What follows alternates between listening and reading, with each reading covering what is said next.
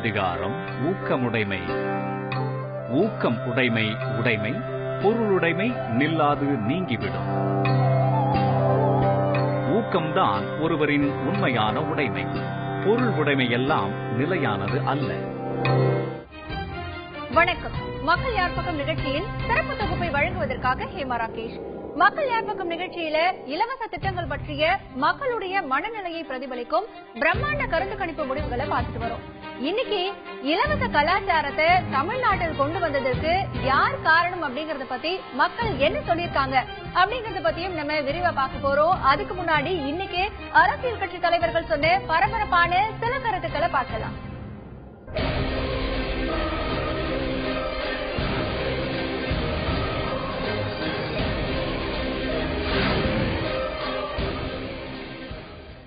பரபரப்பான அரசியல் சூழல்ல தேமுதிகவோட தேர்தல் அறிக்கை வெளியிடப்பட்டிருக்கு.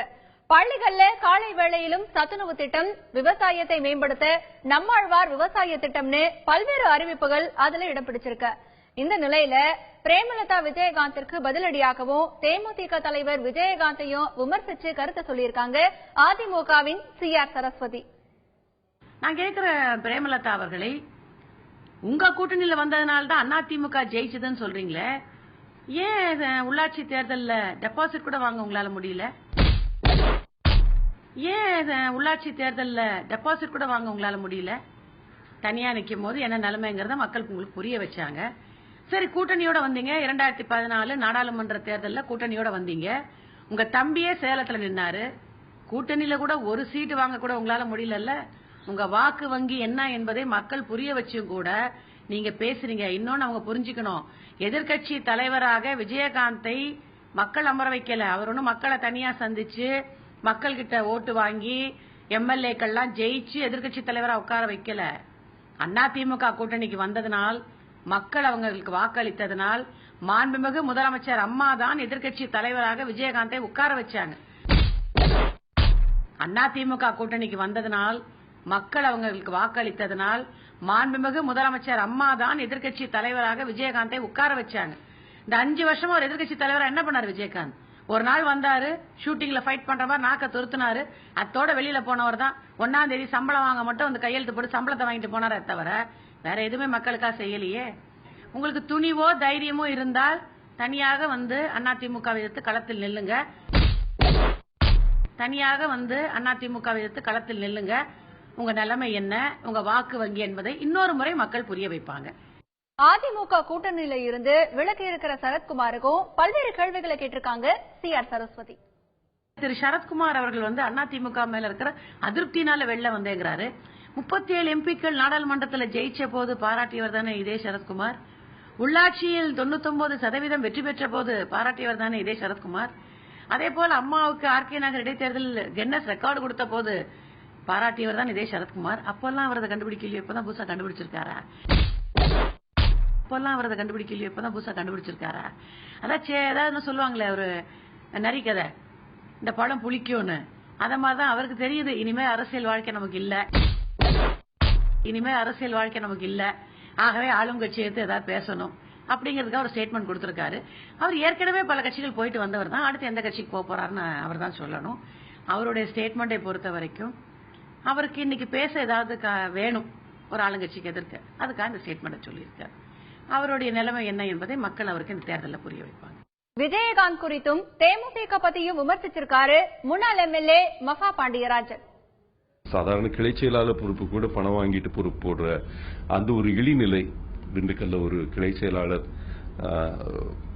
விஜயகாந்த் அவர்களை கூட்டத்திலே வந்து தீக்குளிச்சு இறந்த ஒரு அவலம் எல்லாம் நடந்திருக்கு. அதனால தன் சொந்த கட்சிக்குள்ள லஞ்ச ஊழலை தடுக்க முடியாம, தன் சொந்த கட்சிக்குள்ள லஞ்ச ஊழலை தடுக்க முடியாம வெளியிருக்கிற லஞ்ச ஊழலை தடுப்பேன்னு பேசுறப்போ அந்த நம்பகத்தன்மை மக்கள்கிட்ட ரொம்ப ரொம்ப குறையா இருக்கும்னு நினைக்கிறேன். ஏற்கனவே மிக மிக குறைந்த வலிமையில் இருக்கிற கட்சி அது எந்த ஒரு தாக்கத்தையும் வரும் தேர்தலில் உருவாக்க முடியாதுன்னு நினைக்கிறேன். இன்னைக்கு எந்த ஒரு தாக்கத்தையும் வரும் தேர்தலில் உருவாக்க முடியாதுன்னு நினைக்கிறேன். இன்னைக்கு பலரும் வந்து அந்த கட்சியை விரும்பி கூப்பிட்டு இருக்காங்கன்னா அதற்கு அவர்களுடைய வலிமை இல்லாத தனம் தான் காரணம். தமிழகத்தில் ஏற்பட்டுள்ள கூட்டணிகள் பத்தி கருத்து சொல்லியிருக்காங்க பாஜக மாநில தலைவர் தமிழிசை சவுந்தரராஜன். ஏற்கனவே அறிவிக்கப்பட்ட கூட்டணிகள் ஒன்றும் பிரமாதமான கூட்டணிகள் அல்ல. ஊழல் கூட்டணி, பழைய கூட்டணி, தோல்வியடைந்த கூட்டணி, மக்களால் நிராகரிக்கப்பட்ட கூட்டணி காங்கிரசும் திராவிட முன்னேற்ற கழகம் அமைத்திருக்கிறார்கள். மக்களால் நிராகரிக்கப்பட்ட கூட்டணி காங்கிரசும் திராவிட முன்னேற்ற கழகம் அமைத்திருக்கிறார்கள். மக்களுக்கு எந்தவித நம்பிக்கையும் ஏற்படாத, எந்தவித மக்கள் வரவேற்பும் இல்லாத தலைவர்கள் மக்கள் கூட்டணி என்று அமைத்திருக்கிறார்கள். எந்தவித மக்கள் வரவேற்பும் இல்லாத தலைவர்கள் மக்கள் கூட்டணி என்று அமைத்திருக்கிறார்கள். ஆக ஏற்கனவே அமைத்த கூட்டணிகள் எந்தவித தாக்கத்தையும் ஏற்படுத்தப் போவதில்லை. அரசியலில் பித்தலாட்டம் நடப்பதா சொல்லியிருக்கிற வைகோ அதற்கு ஒரு உதாரணத்தையும் சொல்லியிருக்காரு. 62 பொதுத் தேர்தலில் தந்தை பெரியார் காங்கிரஸ் கட்சி ஆதரித்தார். கும்பகோணத்தில் காங்கிரசும் திமுகவும் நேரடியாக போட்டியிடுகிறது. காங்கிரசுக்கு வெற்றி வாய்ப்பு அதிகமாகிவிட்டது. காங்கிரஸ் தான் ஜெயிக்க போறாங்கன்னு எல்லாம் முடிவுக்கு வந்துட்டாங்க. நாளைக்கு மறுநாள் தேர்தல். இன்னைக்கு காலையில விடிய காலம் 4 மணிக்கு அக்ரஹாரத்துல பிராமணர்கள் வசிக்கிற தெருவில் சங்கராச்சாரியா, பெரிய சங்கராச்சாரியா, இந்த ஜெயேந்திர கோஷ்டி இல்ல, ஒரிஜினல் பெரிய சங்கராச்சாரியா, அவர் படத்தை, பெரிய படத்தை கொண்டாந்து வச்சு அதுக்கு செருப்பு மாலை போட்டு கீழே உபயம் திராவிடர் கழகம் எழுதி வச்சுட்டாங்க. அந்த காங்கிரசுக்கு ஓட்டு போட வேண்டும் நினைத்த அந்த அக்ரஹாரம் சங்கராச்சாரியாருக்கு செருப்பு மாலை போட்டிருக்காங்க. பெரியார் கட்சிக்காரங்க, தீக்காக்காரங்க, அவங்க ஆதரிக்கிற காங்கிரஸுக்கு ஓட்டு போடுறது என்று ஒட்டுமொத்தமா திமுக ஓட்டு போட்டு ஜெயிக்க வச்சாங்க. இந்த பித்தலாட்ட அண்ணன் கலைஞரை தவிர யாரும் செய்ய முடியாது. இந்த பித்தலாட்ட அண்ணன் கலைஞரை தவிர யாரும் செய்ய முடியாது. இதை யார் சொன்னது தெரியுமா? வசிஷ்டர் வாயிலிருந்து. இதை சொன்னதே அண்ணன் வீரமணி தான் என்கிட்ட. திமுக அதிமுக பத்தி விமர்சிச்சிருக்காரு மார்க்சிஸ்ட் கம்யூனிஸ்ட் மாநில செயலாளர் ஜி ராமகிருஷ்ணன். எதற்காக அதிமுக தோற்கடிக்கப்பட வேண்டும் என்று சொல்லுகிறோம்? எதற்காக திராவிட முன்னேற்ற கழகம் மீண்டும் ஆட்சி பெறக்கூடாது என்று சொல்லுகிறோம்? நான் வேதினோடு சொல்லுகிறேன், தமிழகத்திலே திராவிட கோட்பாடுகளை இந்த கட்சிகள் கைவிட்டது மட்டுமல்ல, தமிழக அரசியலை திராவிட முன்னேற்ற கழக தலைமையா, அதிமுக தலைமையா, தமிழக அரசியலே சீரழித்து விட்டார்கள். தமிழக அரசியலே சீரழித்து விட்டார்கள். மக்களுக்கு புதிய ஆட்சியில் புதிய திட்டங்கள் கிடைக்க வாய்ப்பு இருப்பதாகவும் சிறப்பான ஆட்சியை சாமகவால் தர முடியும்னு சொல்லியிருக்காரு சரத்குமார். ஆட்சிகள் மாறி மாறி வரும்போது மக்களுக்கு புதியவர்கள் ஆட்சி புரியும் போது புதிய யுக்திகளும் புதிய செயல்பாடுகளும் புதிய திட்டங்களும் வகுக்கப்படும் என்பது என்னுடைய கருத்து. புதியவர்கள் ஆட்சி புரியும் போது புதிய யுக்திகளும் புதிய செயல்பாடுகளும் புதிய திட்டங்களும் வகுக்கப்படும் என்பது என்னுடைய கருத்து. ஒருவரே ஆட்சி புரியும் போது sometimes that seems to be ஒரு லெத்தார்ஜி வந்துடலாம். அவங்க தான் எல்லாருமே பண்ண முடியும், மற்றவங்களால செய்ய முடியாதுன்னு நினைக்கலாம். அவங்க தான் எல்லாருமே பண்ண முடியும், மற்றவங்களால செய்ய முடியாதுன்னு நினைக்கலாம். என்ன பொறுத்து சமத்துவ மக்கள் கட்சி தொடங்கப்பட்டு 8 ஆண்டுகளை கடந்து 9வது ஆண்டில் பயணித்துக் கொண்டிருக்கின்றோம். எங்களுக்கு இந்த தொலைநோக்கு சிந்தனை, தொலைநோக்கு பார்வை, தொலைநோக்கு திட்டங்கள் வகுத்து மக்களுக்கு நல்ல நல்ல திட்டங்களை கொடுக்க வேண்டும் என்ற அடிப்படை எண்ணம் எங்களுக்கும் இருக்கிறது. அது என்னை பொறுத்தவரை யாரையும் குறை கூறாமல் இன்று நடந்து கொண்டிருக்கிற ஆட்சியை விட சிறப்பாக ஆட்சி எங்களால் தர முடியும். இன்று நடந்து கொண்டிருக்கிற ஆட்சியை விட சிறப்பாக ஆட்சி எங்களால் தர முடியும் என்ற அளவிற்கு நாங்கள் திட்டங்களை வகுக்க முடியும் என்ற நம்பிக்கை எங்களுக்கு இருக்கிறது. ஆளுங்கட்சியில இருக்கிறவங்க மீண்டும் நாங்க தான் ஆட்சிக்கு வரணும்னு சொல்வாங்க, மத்த கட்சியில இருக்கிறவங்களோ நாங்க தான் ஆட்சிக்கு வரணும்னு சொல்வாங்க. இது வழக்கமான ஒண்ணுதான். அதுக்கு அவங்க பல காரணங்கள் வச்சிருக்காங்க. அது என்ன அப்படிங்கறத இப்ப பார்க்கலாம்.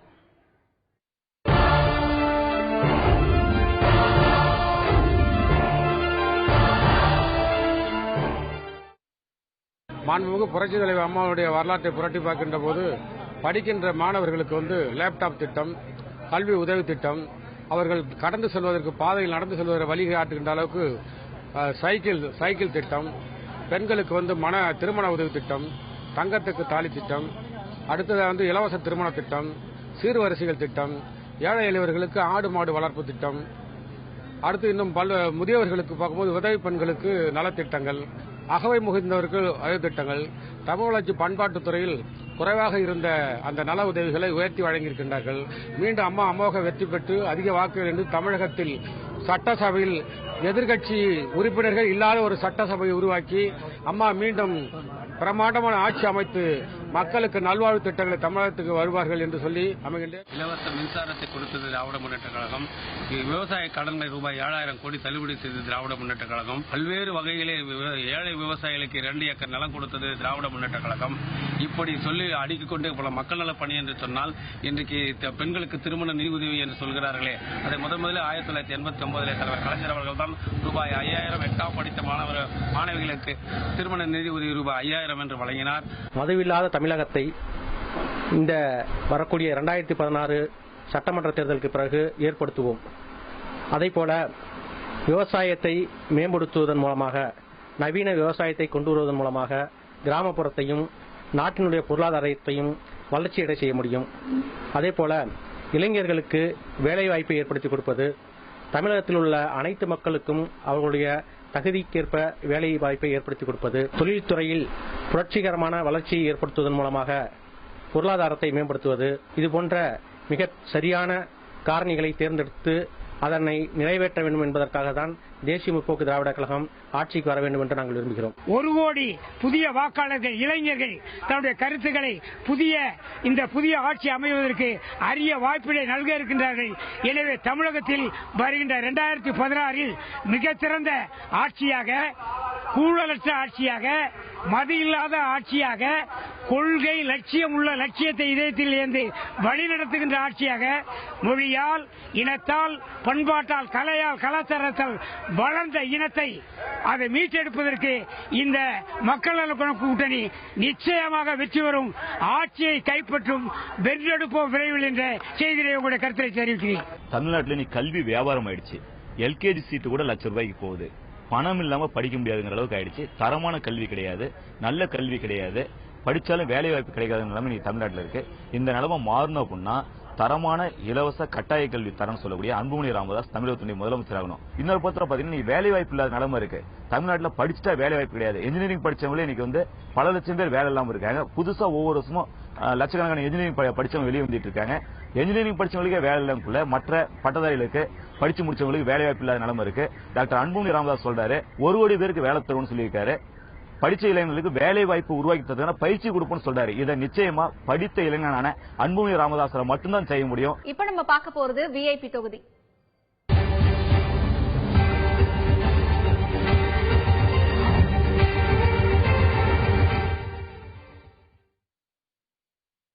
இன்றைய விஐபி தொகுதி தேமுதிக தலைவர் விஜயகாந்தோட ரிஷிவந்தியம். விழுப்புரம் மாவட்டத்தில் இருக்குது ரிஷிவந்தியம் சட்டமன்ற தொகுதி. இது கள்ளக்குறிச்சி மக்களவை தொகுதிக்கு உட்பட்ட ஒரு தொகுதி. தேமுதிகவோட தலைவர் விஜயகாந்தோட தொகுதி. விஜயகாந்த் கடந்த 2006 தேர்தலில் விருதாச்சலத்துல முதலா போட்டியிட்டு வெற்றி பெற்றாரு. கடந்த தேர்தலில் அவர் ரிஷிவந்தியம் தொகுதியில நின்று ஜெயிச்சாரு. அவருடைய தொகுதியில அவர் என்ன செஞ்சிருக்காரு, அவருடைய செயல்பாடுகள் எப்படி இருக்கு, அந்த தொகுதி மக்கள் என்ன சொல்றாங்க, வாங்க பார்க்கலாம். எங்க ஊருக்கு ஓட்டு கேட்க வரும்போது உங்களுக்கு பாலம் கட்டி தரேன், கூட்டு குடிநீர் திட்டத்துல இருந்து தண்ணி கொண்டாந்து தரேன், ஹைஸ்கூல் கட்டி தரேன், ஹாஸ்பிட்டல் செஞ்சு தரேன் எல்லாமே சொன்னாரு. ஆனா இதனால் வரைக்கும் எதுவுமே செஞ்சது கிடையாது. இந்த ஏரியா பக்கம் கூட வந்ததே இல்ல. ஆனா அவர் ஒரு சட்டமன்ற எதிர்கட்சி தலைவராக இருந்தவர். சட்டமன்றத்துக்கு போனாதானே எங்க பிரச்சனையும் அவர் அங்க பேசி எந்த திட்டத்தையும் கொண்டு வர முடியும். ஆனா அவர் சட்டமன்றத்துக்கு போனதும் கிடையாது, எங்க ஊருக்கு வந்ததும் கிடையாது. ஆனா இங்க மண்ணூர்பேட்டை சைடு ஒரு பாலம் கட்டிருக்கிறோம் கேள்விப்பட்டோமே தவிர, ஆனா அது இன்னும் பார்த்தது கட்டணத்து கூட கிடையாது. அது மட்டும் தான் செஞ்சிருக்கிறேன்னு சொல்லிருக்கிறாங்க. அதுதான் இப்ப எங்க ஊருக்கு எம்எல்ஏ யாருங்கிறதே தெரியாத நிலைமையில தான் நாங்க இன்னும் இருந்துட்டு இருக்கிறோம். எந்த ஒரு எம்எல்ஏ பண்டில இருந்தோம் எங்க ஊருக்கு எந்த ஒரு நிதியும் செய்யவும் இல்லை, தரவும் இல்லை. விஜயகாந்த் அவர்கள் ஓட்டு கேட்டதோட சரிங்க. அதுக்கப்புறம் இந்த ஊரை பக்கமோ எதுவுமே வரவில்லை. அதுக்கப்புறம் பல முறை நாங்கள் இந்த ஏரிக்கு வாய்க்கா வெட்டி தரனாரு, பாலம் கட்டி தரனாரு, சாலை வசதி செஞ்சு தரனாரு, எந்த வசதியும் செஞ்சு தரல. நாங்க மீண்டும் அவரை தொடர்பு கொள்ள முடியல. அதே மாதிரி சுகர் மில்ல பணம் தரல விவசாயிகளுக்கு, பாதிக்கப்பட்ட விவசாயிகளுக்கு. அதுக்கும் முன்னிருந்து எந்த உதவியும் பண்ணி கொடுக்கலீங்க. அதே மாதிரி ஆரம்ப சுகாதார நிலையம் இங்கிருந்து நாங்கள் 5 கிலோமீட்டர் தியாகபுரம் போக வேண்டியதா இருக்கு. அந்த அதிக வசதியும் கிடையாதுங்க. அதையும் செஞ்சு தரேன்னு சொன்னாரு, அதுவும் செஞ்சு தரல. அதே மாதிரி கால்நடை மருத்துவமனை கட்டி தரனாரு, அதுவும் கட்டி தரலீங்க. இந்த தொகுதிக்கு, இந்த பல்லகச்சேரி கிராமத்திற்காக ரிஷிவந்திய சட்டமன்ற தொகுதி எம்எல்ஏ உடைய தொகுதி நிதியிலிருந்து ஒரு சிங்கிள் ரூபா கூட செய்ய தரக்கூடாது. விஜயகாந்த் வெற்றி பெற்றவுடன் இந்த தொகுதி முன்னேறும் என்று நாங்கள் கனவு கொண்டிருந்தோம். ஆனால் அவர் வெற்றி பெற்றதிலிருந்து அரசினுடைய முதல் போக்கை கடைபிடித்ததால் அவரால் அரசுடன் பேசி எந்தவித திட்டத்தையும் இந்த ரிஷிவந்தியம் தொகுதிக்கு கொண்டு வர முடியவில்லை. இந்த ரிஷிவந்தியம் தொகுதியில் பகண்டை கூட்டுறவு வானாபுரத்தில் அரசு ஆரம்ப சுகாதார நிலையம் 15 படுக்கைகள் கொண்டதாக உள்ளது. அதை 30 படுக்கைகள் கொண்டதாக மாற்றியிருந்தால் மிகவும் நன்றாக இருக்கும். இங்கு இருக்கின்ற விவசாய பெருமக்கள் தங்களுடைய நிலத்தை பதிவு செய்வதற்காக 30 கிலோமீட்டர் சென்று ரிஷிவந்தியம் செல்ல வேண்டும். அதற்காக பகண்டை கூட்டுறவில் ஒரு சார் பதிவாளர் அலுவலகத்தை துவக்க இருக்கலாம். அதை துவக்க வேண்டும். அதையும் அவர் செய்யவில்லை. இங்கே அருகில் இருக்கிற திருக்கோவிலூரில் தீயணைப்பு நிலையம் உள்ளது. அங்கு சென்று அங்கிருந்து வருவதற்கு 1 மணி நேரம் ஆகும். இங்கே தீ விபத்தால் பாதிக்கப்பட்டால் உடனடியாக அந்த தீயணைப்பு வண்டிகள் வருவதில்லை. பகண்டை கூட்டுறவில் ஒரு தீயணைப்பு நிலையத்தை ஏற்படுத்தியிருந்தால் மிகவும் நன்றாக இருக்கும். ரிஷிவந்தியம் பகுதியில் மிகவும் பின்தங்கிய பகுதி. இங்கு வசிப்பவர்கள் எல்லாம் விவசாயிகள், விவசாய கூலி தொழிலாளர்கள். அவர்கள் தங்கள் பிழைப்புக்காக சென்னை மற்றும் பெங்களூர், பாம்பாய்க்கு சென்று விடுகிறார்கள். ஆகையால் இந்த பகுதியில் எந்தவித தொழிற்சாலையும் இல்லை. இந்த பகுதியில் ஒரு தொழிற்சாலை ஆரம்பித்தால் அவர்கள் வெளியூர் செல்ல வேண்டியது இல்லை. விவசாயம் நிறைந்த பகுதி, விவசாயம் நடக்கிறது, கரும்பு விவசாயம் பண்ணி வராங்க. சரியான சாலை வசதி இல்ல. விவசாயிகளுக்கு சாலை வசதி வேணும். அதே மாதிரி முன்புத்திரப்பட்டுல பள்ளி மாணவர்கள் அதிகமாக படித்துக் கொண்டிருக்கார்கள். இங்கிருந்து 7 கிலோமீட்டர் ஆர்கவாடி, அருமாமட்டு, சுத்தமலை, மாமாந்தூர் போன்ற பகுதியிலிருந்து திருவரங்கம் பகுதியிலிருந்து இந்த முன்புத்திரப்பட்டு அரசு மேல்நிலைப்பள்ளி 12ஆம் வகுப்பு பள்ளி இயங்கிக் கொண்டிருக்கிறது. அதே போன்று இந்த +2 முடித்த மாணவர்கள் மேற்படிப்புக்காக பக்கத்தில் இருக்கிற திருவண்ணாமலை மற்றும் கள்ளக்குறிச்சி பகுதிக்கு போய் படிக்கிற நிலைமையா இருக்குது. இந்த முழுங்கத்தூர் பகுதியில அரசு கலைக்கல்லூரி அது போன்ற கல்லூரிகள் நிலவனா பள்ளி மாணவர்களுக்கு ரொம்ப ஹெல்ப்ஃபுல்லா. மூன்று ஊராட்சி பேரூராட்சியாக மாற்ற வேண்டும் என்று எங்களது முக்கியமான கோரிக்கை. காரணம், பேரூராட்சியாக மாறினால் எங்கள் ஊராட்சியுடைய சாலை வசதி, குடிநீர் வசதி, மேலும் கழிவுநீர் கால்வாய் போன்றவற்றை சிறப்பாக அமைப்பர் ஏதுவாக இருக்கும் காரணத்தினால் நாங்கள் அதை கேட்டுள்ளோம். மேலும் எங்கள் தொகுதிக்குட்பட்ட ரிஷிவந்தியம் தொகுதிக்குட்பட்ட எல்லைக்குள்ள நாங்கள் கேட்டுக்கொண்டது பிரம்மகோண்டத்திலே தரைப்பாலம் அமைத்து கொடுத்தார்கள். சித்தமலை செல்லும் பகுதியிலும் தரைப்பாலம் அமைத்து கொடுத்துள்ளார்கள். இதுபோன்ற பல கிராமங்களுக்கு மருத்துவமனைகள் புதிதாக ஆரம்பிக்கப்பட்டுள்ளது, திறக்கப்பட்டுள்ளது. நம் பகுதியில் ஒரு கல்லூரி இல்லை என்ற ஒரு வருத்தத்தோடு வெளி மாவட்டங்களுக்கு, வெளியூர்களுக்கும், சென்னை, பெங்களூர் போன்ற மாநிலங்களுக்கு செல்ல வேண்டியது உள்ளது. ஆகையால் எங்கள் பள்ளி மாணவர்கள் வெளியில் செல்லாமல் இதே தொகுதியிலே எங்கள் ஒரு கல்லூரியை உருவாக்கி கொடுத்தால் மிகவும் ஒரு நன்றியாக இருக்கும். அடுத்ததான் நம்ம பார்க்க போறது பிரமுகர் பார்வை.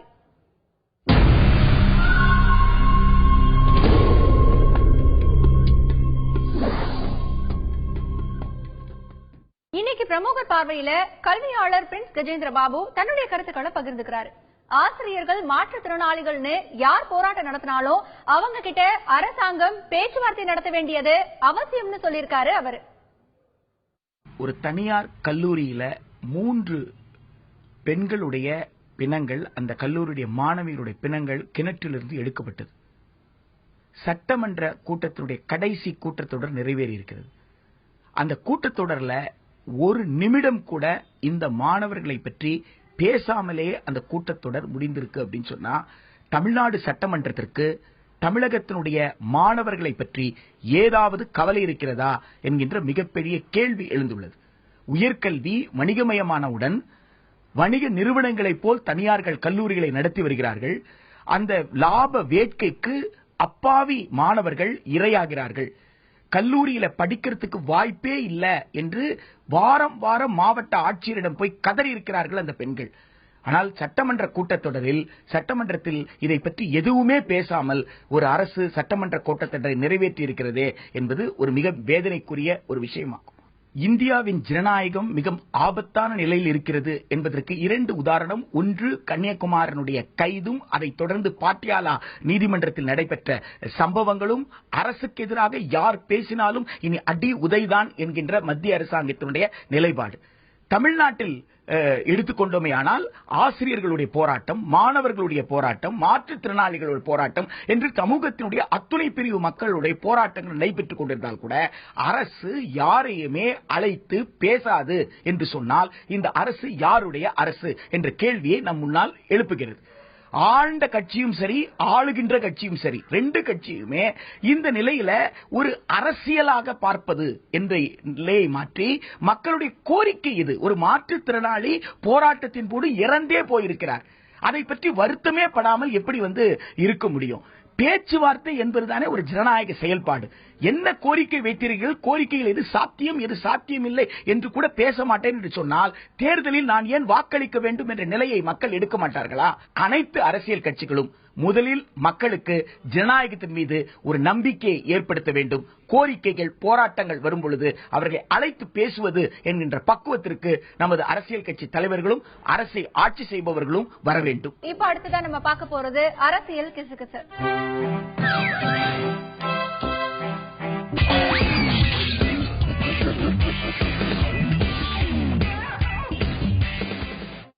நாள்தோறும் பல்வேறு விதமான கருத்து கணிப்புகளை நம்ம பார்த்துட்டு வரோம். இன்னைக்கும் நம்ம ஒரு கருத்து கணிப்பை பார்க்க போறோம். இலவச கலாச்சாரத்திற்கு யாரை குற்றம் சாட்டுவது அப்படின்னு. அதை பார்க்க போறதுக்கு முன்னாடி இன்னைக்கு அரசியல் கிசுகிசு என்ன அப்படிங்கறத பார்க்கலாம். வணக்கம். இலையும் வேணாம் சூரியனும் வேணான்னு முடிவு செஞ்சாதான் எதிர்காலத்துக்கு நல்லதுன்னு முரசோட தலைமை சிந்திச்சுக்கிட்டு இருக்கான். குறிப்பா முரசோட தாய்க்குலம் அந்த முடிவுல உறுதியாவே இருக்காங்களாம். கடந்த 13ஆம் தேதி டெல்லிக்கார ஜல்லிக்கட்டு அமைச்சரும் தமிழ்நாட்டு இசையும் முரசு தலைவரை ரகசியமா சந்திச்சு பேசியிருக்காங்களாம். இதுக்கிடையில 4 கட்சி தலைவர்கள் வேற விடாப்பிடியா முரச விரட்டிக்கிட்டு இருக்காங்களாம். டெல்லியில ஊழலை ஒழிக்க புறப்பட்ட கட்சியும் சமீபத்துல முஸ்லிம் கட்சியிலிருந்து வெளியேறின ஒருத்தரும் தென் மாவட்டத்து தலித் தலைவர் ஒருத்தரும் 4 கட்சி கூட்டணியில சேர போறாங்கன்னு, நம்ம கூட்டணி வலுவா இருக்கும் வந்து சேருங்கன்னு முரசு தலைவர்கிட்ட தொடர்ந்து பேசிக்கிட்டு இருக்காங்களாம். இருந்தாலும் காஞ்சிபுரம் மாநாட்டுல கூட முரசுக்காரரு முடிவை சொல்ல மாட்டாருன்னு தான் பேசிக்கிறாங்க. 18ஆம் தேதி போன அரசியல் கிசுகிசுவை நம்ம ஏன் இப்ப பார்த்தோம்? இன்றைய அரசியல் கிசுகிசுவை பாருங்க, அது உங்களுக்கே புரியும். வணக்கம். கடைசியா முரசுக்காரர் நாம சொன்னதை போலவே காஞ்சிபுரம் மாநாட்டுல கூட்டணி பத்தி எந்த முடிவும் சொல்லல. கூட்டணி வேணுமான்னு தொண்டர்கள் கிட்ட கேட்டப்ப அவங்க வழக்கம் போலவே வேணான்னு சொல்லிட்டாங்க. முரசு கட்சியோட தாய்க்குலம் அதிகமா அதிமுகவை தான் விமர்சிச்சாங்கன்னாலும் கூட திமுகவையும் லேசுபாசா விமர்சிக்கத்தான் செஞ்சாங்க. இந்த 2 விஷயத்தையும் பரிசீலிச்ச சூரிய கட்சி தலைமை இனி மறுபடியும் ஒரு முறை முரச கூப்பிடுறதில்ல அப்படின்னு முடிவு செஞ்சிருக்காங்களாம். ஏற்கனவே போதுமான அளவு கூப்பிட்டு பார்த்தாச்சு. இனி வந்தா வரவு, இல்லன்னாலும் நட்டம் இல்லன்னு சொல்லிருச்சான் சூரிய கட்சி தலைமை. அப்படியே வந்தாலும் 50 சீட்ல இருந்துதான் பேச்சுவார்த்தை ஆரம்பிக்குமா? இலவச திட்டங்கள் பத்தி மக்களுடைய எண்ண ஓட்டம் எப்படி இருக்கு அப்படின்னு சொல்லக்கூடிய கருத்து கணிப்பை இப்ப நம்ம பார்க்க போறோம். இந்த கருத்து கணிப்பில் பங்கேற்று தங்களுடைய கருத்துக்களை பதிவு செய்ய வந்திருக்காங்க சமூக ஆர்வலர் திரு பாடம் நாராயணன் அவர்கள் நம்முடைய செய்தி அரங்கிற்கு வருகை தந்திருக்கிறார். அவரை இந்த நிகழ்ச்சிக்கு வரவேற்கிறோம். வணக்கம் திரு பாடம் நாராயணன். அடுத்ததாக கே நகரிலிருந்து அரசியல் விமர்சகர் திரு ஞானி அவர்கள் நம்முடன் நேரலையில் இணைகிறார். அவரையும் இந்த நிகழ்ச்சிக்கு வரவேற்கிறோம். வணக்கம் திரு ஞானி. இப்போ மக்கள் கிட்ட நம்ம என்ன கேள்வியை முன் வச்சோம், அதற்கு அவங்க என்ன பதில் சொல்லிருக்காங்க அப்படிங்கறத நம்ம பார்க்கலாம். இலவசங்கள் தொடர்பாக கடந்த 3 நாட்களாகவே நம்ம பல்வேறு கேள்விகளை மக்கள் கிட்ட முன் வச்சு அதற்கான பதில்களை வாங்கிக்கிட்டு இருக்கோம். இன்னைக்கு மக்கள் கிட்ட ஒரு கேள்வியை முன் வச்சப்போ அவங்க என்ன பதில் சொல்லிருக்காங்க அப்படிங்கறத பார்க்கலாம். மக்கள் கிட்ட நான் முன்வைத்த கேள்வி, இலவச கலாச்சாரத்திற்கு யாரை குற்றம் சாட்டுவது அப்படிங்கிற ஒரு கேள்வியை மக்கள் கிட்ட முன் வச்சப்போ அவங்க கொடுத்திருக்கக்கூடிய பதில் அப்படின்னு பார்த்தா அரசியல்வாதிகள் தான் அப்படின்னு 30% பேர் பதில்களை பதிவு பண்ணிருக்காங்க. வாக்காளர்கள் அப்படின்னு 29% பேர் சொல்லிருக்காங்க. இந்த இலவச கலாச்சாரம் அப்படின்னாலே 2 பேரும் தாங்க அரசியல்வாதிகள் மற்றும் வாக்காளர்கள் அப்படின்னு சொல்லி 34% பேர் தங்களுடைய பதில்களை சொல்லிருக்காங்க. கருத்து இல்லை அப்படின்னு 7% மக்கள் சொல்லிருக்காங்க. இது பொதுவாக அவர்கள் சொல்லிக்கூடிய பதில். இதுவே கிராமப்புறம் நகர்ப்புறங்கள் அப்படின்னு பார்க்கும்பொழுது அவங்களுடைய பதில் என்னவாக இருக்கு அப்படின்னு பாக்குறப்போ கிராமப்புறங்கள்ல மக்கள் வைத்திருக்கக்கூடிய கருத்து, அதாவது இலவச கலாச்சாரத்திற்கு யாரை குற்றம் சாட்டுவது அப்படின்னு கிராமப்புறத்தில் இருக்கக்கூடிய மக்கள் கிட்ட நம்ம கேட்டப்போ அவங்க வச்சிருக்கக்கூடிய பதில் அப்படின்னு பார்த்தோம் அப்படின்னா அரசியல்வாதிகள் அப்படின்னு 34% மக்கள் சொல்லியிருக்காங்க. வாக்காளர்கள் அப்படின்னு சொல்லிட்டு 31% மக்கள் சொல்லியிருக்காங்க. இருவரும் அப்படின்னு சொல்லி 30% மக்கள் சொல்லியிருக்காங்க. கருத்து இல்லை அப்படின்னு 5% மக்கள் சொல்லியிருக்காங்க. இதுவே நகர்ப்புறத்தில் இருக்கக்கூடிய மக்களின் எண்ண ஓட்டம் என்னவாக இருக்கிறது அப்படின்னு பார்க்கும் பொழுது இலவச கலாச்சாரத்துல நீங்க யாரை குற்றம் சாட்டுறீங்க அப்படின்னு கேட்ட கேள்விக்கு நகர்ப்புற மக்கள் சொல்லியிருக்கக்கூடிய பதில். அரசியல்வாதிகள் அப்படின்னு 21% பேர் சொல்லியிருக்காங்க, வாக்காளர்கள் அப்படின்னு சொல்லி 26% பேர் சொல்லியிருக்காங்க, அதிகபட்சமா 2 பேரும் தாங்க இந்த இலவச கலாச்சாரத்திற்கு காரணம் அப்படின்னு அடிச்சு 41% பேர் வந்து சொல்லியிருக்காங்க. கருத்து இல்லை அப்படின்னு சொல்லி 12% மக்கள் வந்து சொல்லியிருக்காங்க. இந்த இலவச கலாச்சாரம் அப்படின்னு பார்க்கும் பொழுது ஆண்கள் என்ன நினைக்கிறாங்க, பெண்கள் என்ன நினைக்கிறாங்க அப்படின்னு நம்ம முடிவு பண்ணி ஆண்கள் பெண்கள் அப்படின்னு பாக்குறப்போ அவங்க சொல்லிருக்கக்கூடிய பதில், பெண்கள் அப்படின்னு பார்த்தா இலவச கலாச்சாரத்திற்கு யாரை குற்றம் சாட்டுறீங்க அப்படின்னா அரசியல்வாதிகள் அப்படின்னு சொல்லி 31% பேர் வந்து சொல்லியிருக்காங்க, வாக்காளர்கள் அப்படின்னு சொல்லி 30% பேர் சொல்லியிருக்காங்க, 2 பேருமே சேர்ந்துதான் அப்படின்னு 29% பேர் சொல்லியிருக்காங்க, கருத்து இல்லை அப்படின்னு சொல்லிட்டு 10% பேர் சொல்லியிருக்காங்க. ஆண்களுடைய பார்வை என்னவாக இருக்கிறது பார்க்கலாம். ஆண்களுடைய பார்வை இலவச கலாச்சாரத்திற்கு யாரை குற்றம் சாட்டுகிறீர்கள் அப்படிங்கிற கேள்விக்கு அவங்க முன்வைத்திருக்கக்கூடிய பதில், அரசியல்வாதிகள் அப்படின்னு 29% பேர் சொல்லியிருக்காங்க, வாக்காளர்கள் அப்படின்னு சொல்லி 28% பேர் சொல்லியிருக்காங்க, இருவரும் சேர்த்து அதிகபட்சமாக 38% பேர் வந்து சொல்லியிருக்காங்க, கருத்து இல்லை அப்படின்னு சொல்லி 5% பேர் சொல்லியிருக்காங்க. இலவசம் அப்படின்னு பார்க்கும் பொழுது கடந்த வாரத்திலிருந்தே இந்த கருத்து கணிப்பை நம்ம வந்து எடுத்துட்டு வரோம். இலவசங்களை பெற்றுக்கொள்வது சரியா, இலவசங்கள் வந்து மக்களுக்கு கொடுக்கறதுக்கு நிதி ஆதாரம் எங்கிருந்து வருது அப்படின்னு போன்ற கேள்விகளை முன் வச்சு மக்கள் கிட்ட நம்ம கருத்துக்களை கேட்டுட்டு இருக்கோம். இன்னைக்கு இலவச கலாச்சாரத்திற்கு யாரை குற்றம் சாட்டுவது அப்படின்னு நம்ம வந்து கேட்டிருக்கோம். இல்ல நிறைய பதில்களை நம்ம பார்க்க போறோம். முதல்ல திரு பாடம் நாராயணன் அவர்கள் கிட்ட இந்த கேள்வியை கேட்கலாம். வணக்கம் திரு பாடம் நாராயணன். இப்போ இந்த கருத்து கணிப்பு பார்த்திருப்பீங்க, இலவச கலாச்சாரத்திற்கு அரசியல்வாதிகள் மற்றும் வாக்காளர்கள் தான் காரணம் அப்படின்னு அதிகபட்சமா 34% பேர் பதில்களை சொல்லியிருக்காங்க. இதை பற்றி உங்களுடைய பார்வை? இலவச கலாச்சாரம்னு சொல்ற போது எது இலவசம்ன்றத கேள்விக்கு உட்படுத்த வேண்டி இருக்கிறது. மக்களுக்கு அந்த அளவுக்கு தெளிவு இருக்கிறதா இல்ல அந்த மாதிரியான கேள்விகள் போட்டதான்னு தெரியல. இந்த கருத்து கணிப்பு வந்து எந்த அளவுக்கு மக்களுடைய மனநிலையை பிரதிபலிக்கிறதுன்றது என்னால சொல்ல முடியல. ஆனா நீங்க கொடுத்திருக்கிற இந்த புள்ளி விவரங்களின் படி பாத்தீங்கன்னா நகர்ப்புற மக்கள் வந்து இருவரையும் அதிகமாக குற்றம் சாட்டுறாங்க. அதே மாதிரி பாத்தீங்கன்னா ஆண்கள் வந்து இருவரையும், மக்களையும் அரசியல்வாதிகளையும் குற்றம் சாட்டுறாங்க. இப்ப அந்த அளவுக்கு நம்ம பாக்குற போது, இந்த புள்ளி விவரங்களை பாக்குற போது கிராமப்புறங்கள் மக்களை விட நகர்ப்புறத்தில் உள்ளவர்கள் வந்து இருவர் மேலும், அரசியல்வாதிகள் மேலும் குற்றம் இருக்கிறது. அதிகபட்சமாக மக்களும் வந்து இந்த இலவசங்களை விரும்புறாங்கன்ற மாதிரி நகர்ப்புற மக்கள் கருத்து தெரிவிக்கிறதாகவும் ஆண்களும் அந்த மாதிரி தெரிவிப்பதாகவும் இருக்கிறது. ஒருவேளை இது வந்து நகர்ப்புற மக்களுக்கும் ஆண்களுக்கும் ஓரளவுக்கு அரசியல் விழிப்புணர்வு இருக்கிறது, நம்ம மேலேயும் ஒரு தவறு இருக்கிறது என்று அவங்க கருதுறாங்களான்னு நம்ம எடுத்துக்கலாம். அந்த அளவுக்கு தான் இந்த புள்ளி விவரங்கள்ல இருந்து எடுத்துக்க முடியும்னு தோணுகின்றது. இந்த இலவச கலாச்சாரம்னு பேசுற போது எது இலவசம்னு பார்க்கிறோம், மக்கள் நல திட்டங்கள் வேண்டி இருக்கிறது, சமூக பாதுகாப்பு திட்டங்கள் வேண்டி இருக்கிறது. இப்ப முதியோருக்கு வேணுங்கிற பென்ஷன், உடல் ஊனமுற்றவர்களுக்கு வேணுங்கிற பென்ஷன், உதவித்தொகை, இவையெல்லாம் இலவசம்னு சொல்ல முடியாது. ஒரு மக்கள் நல அரசு வந்து இந்த மாதிரியான சமூக பாதுகாப்பு திட்டத்துக்கு கொடுக்க வேண்டி இருக்கிறது. அதே சமயத்துல தாலிக்கு தங்கம், லேப்டாப், மிக்சி கிரைண்டர் இவையெல்லாம் இலவசம், இதெல்லாம் சமூக பாதுகாப்புன்றதுல வராது. ஏன்னா சமூக பாதுகாப்பு திட்டங்களுக்கும் இலவச திட்டங்களுக்கும் ஒரு சின்ன ஒரு வித்தியாசம் தான் இருக்கிறது. ஆனா இவை அனைத்துமே சமூக பாதுகாப்பு திட்டங்கள் அப்படின்னு நம்ம கருத முடியாது. எடுத்துக்காட்டாக பாத்தீங்கன்னா இன்றைக்கு நம்மளுடைய சென்னை மாநகராட்சி பாத்தீங்கன்னா 280 அம்மா உணவகம் கட்டியிருக்கிறதா சொல்றாங்க. இதற்கான நிதி ஆதாரம் எல்லாமே சென்னை மாநகராட்சி மக்கள் கொடுக்கிற வரியிலிருந்து, சென்னை மாநகராட்சிக்கு வேணுங்கிற கட்டமைப்பு வசதிகளுக்கு உள்ள நிதியை எடுத்து இதுல கொடுத்திருக்காங்க. இதுல பாத்தீங்கன்னா சென்னையில மட்டும் 16,000 பேர் வந்து சாலைகளில் வசிப்பதாக வீடற்றவர்களாக கருதுறாங்க. அப்போ 16,000 பேருக்கு கிட்டத்தட்ட 70 இரவு காப்பகங்கள் வேண்டி இருக்கிறது, பாதுகாப்பான இடங்கள் வேண்டி இருக்கிறது.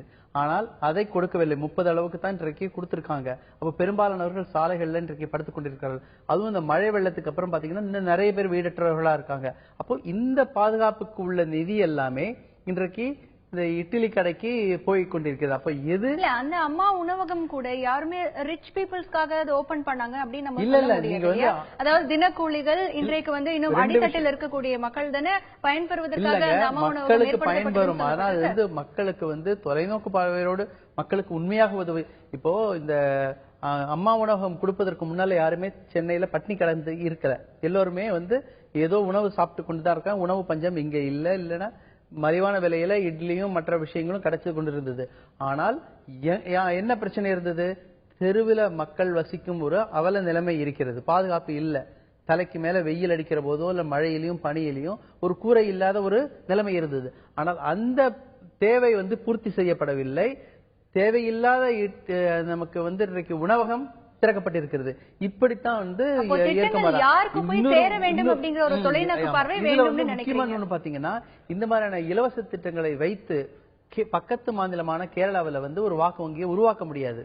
அங்க மக்களும் விழிப்புணர்வோடு அரசியல் விழிப்புணர்வோடு இருக்காங்க. ஒரு இலவச திட்டங்களோ இல்லைன்னா காசு கொடுத்து தேர்தலை வாக்கு வாங்குவதோ கேரளால சாத்தியமே கிடையாது. அதே மாதிரி அந்த அரசியல்வாதிகளும் இந்த மாதிரியான திட்டங்களை கொண்டு மக்களை சந்திக்க மாட்டாங்க. அப்போ தொடர்ந்து விவாதிக்கலாம். இப்போ திரு பாடம் நாராயணன் அவர்கள் சொன்ன மாதிரி இப்போ நம்முடைய தமிழகம் அப்படின்னு பார்க்கும்பொழுது பல்வேறு இப்ப தேர்தல் அறிக்கை அப்படின்னாலே நிச்சயமாக இலவசங்கள் இருக்கக்கூடிய தேர்தல் அறிக்கையை தான் கடந்த சில ஆண்டுகளாகவே நம்ம பார்த்துட்டு வரோம். ஆனா பக்கத்து மாநிலத்தில் இருக்கக்கூடிய கேரளாவில இதே மாதிரி இலவசங்களை கொடுத்து நீங்க வாக்கு வங்கியை வாங்க முடியாது அப்படின்னு சொல்றாரு. அப்போ இங்க இருக்கக்கூடிய மக்களுக்கு அரசியல் விழிப்புணர்வு என்பது புரிதல் என்பது மிக குறைவாக இருக்கிறதா? இது பற்றி நம்ம விவாதிப்போம். தொடர்ந்து திரு ஞானி அவர்கள் கிட்ட பேசலாம். வணக்கம் திரு ஞானி. இப்போ இந்த அரசியல் கருத்து கணிப்பை நீங்க பாத்திருப்பீங்க. இதுல பாத்தீங்கன்னா இலவச கலாச்சாரத்திற்கு யாரை குற்றம் சாட்டுவது அப்படிங்கிற ஒரு கேள்வியை முன்வைக்கும் பொழுது அரசியல்வாதிகள் தான் அப்படின்னு சொல்லி 30% மக்கள் தங்களுடைய பதில்களை பதிவு பண்ணிருக்காங்க. இது பற்றி உங்களுடைய பார்வை? ரொம்ப அடிப்படையான ஒரு கேள்வி இருக்கு எனக்கு. இந்த கருத்து கணிப்புல ஒரு கேள்வி கேட்டீங்களான்னு அது தெரியல. கேட்டு கருத்து கேட்டீங்களான்னு இந்த பதில் சொன்னவர்கள்ல எத்தனை பேர் இந்த இலவசங்களை பெற்றுக்கொண்டவர்கள், எத்தனை பேர் பெற்றுக்கொள்ளாதவர்கள் அப்படிங்கிற அந்த கணக்கு நமக்கு கிடைச்சிருந்தா நல்லா இருந்திருக்கும். ஏன்னா இலவசம் வாங்கியவர்கள் எல்லாருமே பதில் சொல்லியிருக்காங்களா, வாங்காதவர்களும் இதுல பதில் சொல்லியிருக்கிறாங்களா நமக்கு தெரிஞ்சா நல்லா இருக்கும். நான் இன்னைக்கு நிலைமை என்னன்னா, நகர்ப்புறத்தில் இருக்கிறவர்கள் வேறு மாதிரி சொல்லியிருந்தாலும் கூட பதில பெருவாரியா இன்னைக்கு நகர்ப்புறங்கள் இருக்கிறவங்களும் இலவசங்களை வாங்கிக் கொள்கிறார்கள். இன்னும் சொல்ல போனால் அதுக்கு தேவையில்லாதவர்கள் கூட வாங்கிக் கொள்கிறார்கள் தான் நான் நேரடியாவே பாக்குறேன். கார்ல போய் வெள்ள நிவாரணத்தை வாங்கிட்டு இருக்கவங்கள பாக்குறோம். ரேஷன் அட்டையில ரேஷன் பொருளே வாங்காதவர்கள் எல்லாம் இந்த மாதிரி இலவசம் வரும்போது மட்டும் ரேஷன் கார்டு எடுத்துட்டு போய் வாங்குறத பாத்துக்கிட்டு இருக்கோம். இது சென்னை நகரத்திலே நான் பாக்குறேன். பிறகு நீங்க கோவில்ல நடக்கிற அன்னதானத்துல பாத்தீங்கன்னா உண்மையிலே ஏழையாக இல்லாதவர்கள் எல்லாம் மத்தியானம் middle class upper middle class கூட அன்னதானத்துல போய் உட்காந்து சாப்பிட்டுக்கிட்டு இருக்காங்க. அம்மா உணவகத்துல ஐடி இண்டஸ்ட்ரீஸ் அந்த பையன்லாம் கூட மதியம் சாப்பிட்டுக்கிட்டு இருக்காங்க. ஆனால் இதெல்லாம் உரியவர்களுக்கு தான் போகுதுன்னு பாத்தீங்கன்னா அப்படி இல்ல. இது ஒரு சமூகத்துல ஆரோக்கியமான ஒரு போக்கே கிடையாது. இந்த இலவசத்துக்கு யார் பொறுப்புன்னா இந்த விகிதங்கள்ல இருக்கிற வேறுபாடு மிக மிக குறைவு. அரசியல்வாதிகள் சொல்பவர்களுக்கும் வாக்காளர்கள் சொல்பவர்களுக்கும் இடையே வித்தியாசம் 1% வேறுபாடு தான் இருக்கு. அதுதான் உண்மை. உண்மை என்னவென்றால் இதுக்கு 2 பேரும் பொறுப்பா இருக்கிறார்கள். கூடுதல் பொறுப்பு அரசியல்வாதிகளுடையது. ஏன்னா அவங்க தான் இதை அறிமுகப்படுத்துறாங்க. அவங்க தான் மக்கள் கிட்ட கொண்டு போய் இதை சொல்றாங்க. சொல்லி அவங்க அறிமுகப்படுத்தின பிறகுதான் கொண்டு கொடுக்கறாங்க. குடிக்கிற போது நாங்க வாங்கிட்டா என்னங்கிற மனநிலையில தான் பெருவாரியான மக்கள் இருக்காங்க. குறிப்பாக போதுமான கல்வி அறிவு இல்லாத மக்கள் எல்லாருமே கொடுப்பதை நான் ஏன் மறுக்க வேண்டும் அப்படிங்கிற மனநிலையில இருக்காங்க. அவர்களுக்கு வேறு சமூக பாதுகாப்புகள் இல்லாத சூழ்நிலையில என்ன கிடைச்சாலும் வாங்கிக்கலாங்கிற மனநிலையில இருக்காங்க. அதனால இதுக்கு பிரதானமான குற்றம் அரசியல்வாதிகளுடைய குற்றம் தான். அது இந்த பதிலே பார்த்தாலே 1% அதிகமாக அதுதான் வந்திருக்கிறது. தொடர்ந்து பேசலாம் திரு ஞானி. திரு ஞானி அவர்கள் சொன்னது போல இந்த இலவச கலாச்சாரத்தை அறிமுகப்படுத்துவதற்கான ஒரு கூடுதல் பொறுப்பு அப்படின்னு பார்த்தா அரசியல்வாதிகள் கிட்டதான் இருக்கு. அரசியல்வாதிகள் கொடுக்கறாங்க, நாங்க வாங்குறோம், இதுல எங்களுக்கு என்ன தப்பு இருக்கு அப்படின்னு சொல்லி மக்களும் அவர்களுடைய எண்ண ஓட்டத்திலே இருக்கிறார்கள். இந்த இலவச கலாச்சாரம் குறித்து மக்களும் 4 கருத்துக்களை குறிப்பிடும்படியாக ஒரு 4 கருத்துக்களை பதிவு பண்ணியிருக்காங்க. அந்த 4 கருத்துக்கள் என்ன அப்படிங்கறத பார்ப்போம். ஏன்னா பல மக்கள் கிட்ட நம்ம போய் கேள்விகள் முன்வைக்கும் பொழுது இலவச கலாச்சாரம் அப்படின்னு வைக்கும் பொழுது அவங்க பல்வேறு விதமான பதில்களையும் சொல்லியிருந்தாங்க. அந்த பதில்கள் என்னென்ன அப்படிங்கறத இப்ப நம்ம பார்க்கலாம். மக்களை பொறுத்தவரை இலவச கலாச்சாரம் அப்படின்னு சொல்லும் பொழுது அவர்களுக்கான பதில் என்னவாக இருக்கிறது? இலவசங்களை வழங்குவதும் பெற்றுக்கொள்வதுமான கலாச்சாரம் சமூகத்துல பெரிய தாக்கத்தை ஏற்படுத்தி இருக்கிறது அப்படின்னு சொல்லியிருக்காங்க. என்ன மாதிரியான தாக்கம் அப்படிங்கறத நம்ம விவாதிக்க போறோம். அடுத்தது அவங்க சொல்லியிருக்கக்கூடிய இன்னொரு முக்கியமான பாயிண்ட், இலவசங்களை அறிவிப்பதன் மூலம் அரசியல்வாதிகள் மக்களின் மதிப்பை குறைக்கிறார்கள் அப்படின்னு சொல்லி மக்கள் மேல ஒரு மதிப்பு இருக்கு. ஆனா இந்த இலவசங்களை வந்து அறிவிக்கும் பொழுது மக்கள் மீதான ஒரு மதிப்பை குறைக்கிறாங்க அப்படின்னு ஒரு பார்வை மக்கள் இடத்துல இருக்கு அப்படிங்கறத நம்ம எடுத்துக்கலாம். அடுத்ததாக அவர்கள் சொல்ல இருக்கக்கூடிய கருத்து என்ன அப்படின்னு பார்த்தா, இலவசங்களை ஏற்பதால் மக்கள் உண்மையான பிரச்சனைகளை மறந்துடுறாங்க. ஆமாங்க, ஏதோ ஒரு 10 திட்டம் வந்து அறிவிச்சாங்க, இப்ப பாத்தீங்கன்னா ஒரு 3 இலவசங்களை எங்களுக்கு வந்து கொடுத்துட்டாங்க, ஏதோ 10 அறிவிச்சதுக்கு 3 நமக்கு வந்ததே அப்படிங்கிற ஒரு பார்வையினால மக்கள் தங்களை சுற்றி இருக்கக்கூடிய உண்மை நிலவரத்தை, பிரச்சனைகளை மறந்து விடுகிறார்கள் அப்படிங்கிற ஒரு குற்றச்சாட்டும் பதிவு பண்ணப்பட்டிருக்கு. அடுத்ததாக மக்கள் சொல்லி இருக்கக்கூடிய கருத்து, இலவசங்கள் நமது ஜனநாயக நடைமுறைகளை சீர்குலைக்கிறது அப்படிங்கிற ஒரு கருத்தையும் முன் வச்சிருக்காங்க. திரு பாடம் நாராயணன் ஏற்கனவே சொன்ன மாதிரிதான், இந்த மாதிரியான ஒரு இலவசங்கள் வாக்குறுதியை கொடுத்து ஒரு ஓட்டு வங்கியா பக்கத்து மாநிலத்தில் எங்கேயும் நம்ம ஓட்டுகள் வாங்க முடியாது அப்படிங்கிற ஒரு கருத்து இருந்தாலும் மக்களும் அதே சொல்லியிருக்காங்க, இது ஜனநாயக நடைமுறைகளை சீர்குலைக்கக்கூடிய ஒன்று. இது பற்றி நாம் விரிவாக விவாதிக்கலாம். திரு பாடம் நாராயணன், இப்ப மக்கள் வந்து சொல்லியிருக்காங்க, இலவசங்களை வழங்குவதும் பெற்றுக்கொள்வதுமான கலாச்சாரம் அப்படிங்கிறது சமூகத்துல ஒரு மிகப்பெரிய தாக்கத்தை ஏற்படுத்தியிருக்கு அப்படின்னு சொல்லியிருக்காங்க. என்ன மாதிரியான ஒரு தாக்கத்தை ஏற்படுத்தி இருக்கிறது, அதற்கான விளைவுகள் என்பது எப்படிப்பட்டதாக இருக்கிறது? பார்த்தீங்கன்றால் ஒரு ஜனநாயகம் வந்து துடிப்பா இருக்கணும்னா மக்கள் வந்து அரசியல் விழிப்புணர்வோடு இருக்க வேண்டி இருக்கிறது. மக்கள் வந்து கேள்வி கேட்டால்தான் மாற்றங்கள் வரும். ஆட்சியாளர்கள் வந்து பதில் சொல்லக்கூடிய ஒரு நிலைமையில் இருப்பாங்க. இந்த இலவச திட்டங்களினால இந்த அரசியல் கட்சிகள் வெற்றி பெற்றார்களா என்று கேட்டீர்கள் என்றால் நான் வந்து அது வந்து உறுதி செய்ய முடியாது. ஏன்னா திமுக அதிமுக 2 பேரும் செய்யறாங்க. மக்கள் வந்து இலவச திட்டங்கள் வேண்டும் என்று கேட்கவில்லை, இவர்களாக தேர்தல் அறிக்கையில் கொண்டு வந்து அதை நிறைவேற்றுறாங்க. மக்கள் இதுக்காக போட்டி போட்டுக்கொண்டு இலவச திட்டங்களை அறிவியுங்கள் என்று கேட்டதாகவும் அல்லது அந்த இலவச திட்டங்களுக்காக வாக்களிப்பதாகவும் எந்த ஒரு அரசு அறிவித்த இலவச திட்டங்கள் எங்களுக்கு கிடைக்கல அப்படின்னு மறியல் போராட்டம் பண்றாங்க, முற்றுகை போராட்டம் பண்றாங்க. அது செய்வாங்க. அது வந்து அவங்களுடைய என்டைட்டில்மெண்ட்ஸ். எனக்கு ஏற்கனவே அறிவிச்சிருக்காங்க, மற்றவர்களுக்கு கொடுத்திருக்காங்களே, எங்களுக்கு ஏன் கொடுக்கல அப்படின்னு அவங்க சாலை மறியல் செய்யறதெல்லாம் அதுல நியாயம் இருக்கிறது, அது செய்வாங்க. ஆனால் இலவச திட்டங்களை கேட்டாங்களா, இலவச திட்டங்கள் இருந்தாதான் வாக்களிப்போம் என்று கூறினார்களா என்றால் அதை நீங்க உறுதி செய்ய முடியாது. ஒண்ணு. ரெண்டாவது, நீங்க கேட்டதுல முக்கியமா இலவச திட்டங்கள் கொடுக்கிற போது ஒரு தார்மீக ரீதியாக மக்கள் வந்து தாங்கள் வந்து அரசியல்வாதிகளை இல்ல அதிகாரத்தில் உள்ளவங்களை கேள்வி கேட்க முடியாத ஒரு சூழல் இருக்கிறதோ என்று அவர்கள் நினைக்கிறார்களோ, அதே மாதிரி அரசியல்வாதிகளும் நம்ம இலவச திட்டங்கள் எல்லாம் கொடுக்கறதுனால மக்களை வந்து ஒரு நுகர்வோராக, ஒரு பயனாளிகளாக மட்டும் பார்க்கறாங்க, பங்குதாரராகவோ இல்ல அவர்கள் ஜனநாயகத்தின் மன்னர்களாவோ கருதாத ஒரு நிலைமை இருக்கிறது. இதுல வந்து டீபொலிட்டிசைசேஷன் சொல்லுவாங்க. அரசியலிலிருந்து மக்கள் வந்து அந்நியப்பட்டு விலகி போகும் ஒரு சூழலை நம்ம ஒரு பிற்போக்குத்தனமான ஒரு சூழலை உருவாக்கி வைத்திருக்கிறோம். வருகின்ற தேர்தலில் இது புறக்கணிக்கப்படுவதற்கான வாய்ப்புகள்லாம் இருக்கிறது. ஏன்னா மக்களும் ஓரளவுக்கு இப்ப புரிந்து கொள்வதற்கான வாய்ப்பு உருவாகி இருக்கிறது. ஏன்னா கடந்த 10 ஆண்டுகளாக இந்த இலவச திட்டங்கள்னால பெரிய ஒரு நன்மை இல்லை என்று மக்கள் புரிந்து கொள்ள ஒரு சூழல் இருக்கிறது. அதனால இந்த போக்கு வந்து மாறுவதற்கான வாய்ப்பும், எதிர்காலத்தில் அரசியல் வந்து முதிர்ச்சி, மக்கள் வந்து இதுல இருந்து ஒரு பாடம் கற்றுக்கொண்டு அது அரசியல் முதிர்ச்சி பெற்று இந்த மாதிரியான விஷயங்களுக்கு வந்து அதிகமாக கவனம் கொடுக்காம உண்மையான வளர்ச்சி திட்டங்கள், ஊழல் குறைப்பு,